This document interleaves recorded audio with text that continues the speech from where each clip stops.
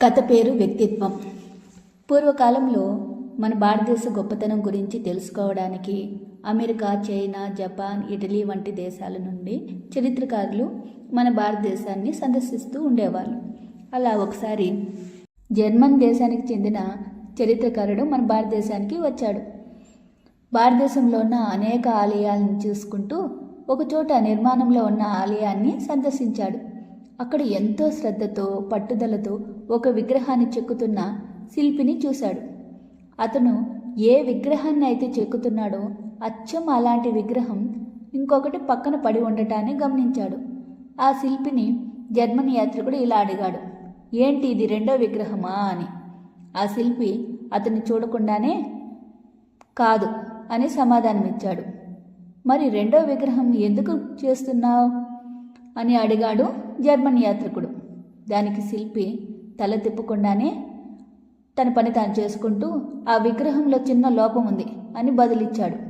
వెంటనే ఆ జర్మన్ యాత్రికుడు విగ్రహం దగ్గరికి వెళ్ళి అందులో లోపం ఎక్కడుందా అని వెతికాడు. ఎక్కడా కనిపించలేదు. ఏంటి, ఇందులో ఏ లోపం లేదు కదా అని ప్రశ్నించాడు ఆ శిల్పిని.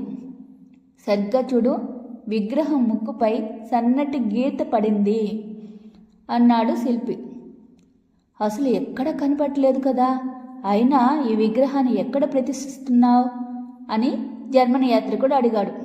20 అడుగులు ఎత్తుగల స్తంభం మీద అని బదిలిచ్చాడు. జర్మన్ యాత్రికుడు ఆశ్చర్యంతో 20 అడుగుల స్తంభం మీద పెట్టే ఈ విగ్రహం ముక్కు మీద సన్నని గీతను ఎవరు గుర్తిస్తారు అని అడిగాడు.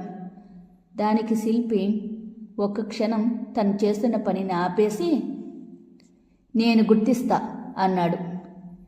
ఎవరినో సంతృప్తి పరచడం కోసమో ఎవరి మెప్పు కోసమో పని చేయకూడదు. పర్ఫెక్షన్ అండ్ ఎక్సలెన్స్ అనేవి ఒకరి కోసం చేయకూడదు. అది మనసు లోపటి నుంచి రావాలి అని ఆ శిల్పి అన్నాడు. నీతి: ఒకరి మెప్పు కోసమో గొప్ప కోసమో నీ వ్యక్తిత్వాన్ని మార్చుకోకూడదు. వ్యక్తిత్వం ఎలా ఉండాలి అంటే, బురదలో కలువల, గంజాయి తోటలో తులసి మొక్కల, పరిస్థితులు ఎంత కఠినంగా ఉన్నా నీవు నీలాగే ఉండడమే నిజమైన వ్యక్తిత్వం.